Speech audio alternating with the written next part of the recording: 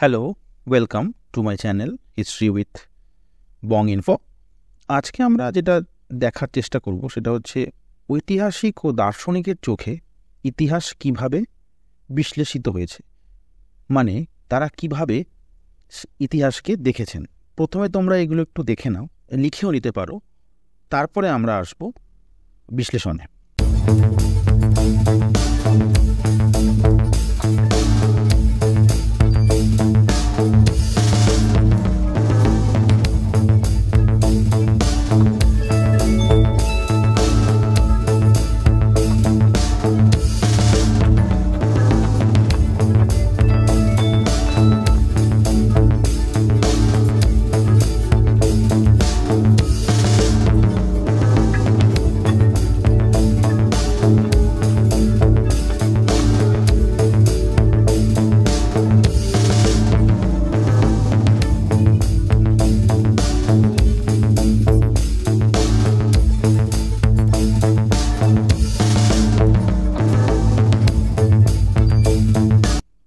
আশা করছি তোমরা এটা দেখে নিয়েছো।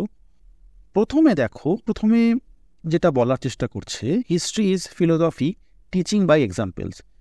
এটার অর্থ হচ্ছে ইতিহাস হলো উদাহরণের মাধ্যমে দর্শনের শিক্ষা। দ্বিতীয় ক্ষেত্রে কি অ্যারিস্টটল কি বলছেন?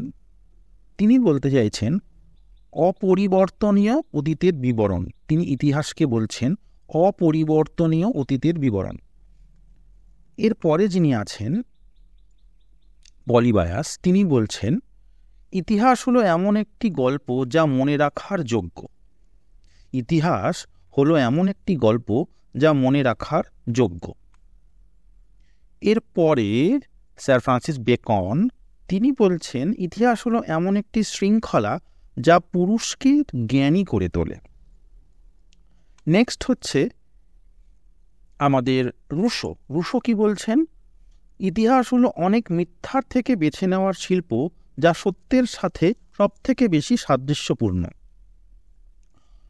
এরপরে যিনি আছেন তিনি হচ্ছেন এডমান্ড বার্ক। তিনি কি বলছেন? ইতিহাস নীতির নয় বিচক্ষণতার শিক্ষক। ইতিহাস নীতির নয় বিচক্ষণতার শিক্ষক। এরপরে হচ্ছেন সিলি কি বলছেন? তিনি বলছেন ইতিহাস হলো অতীতের রাজনীতি এবং বর্তমান রাজনীতি হলো ভবিষ্যতের ইতিহাস।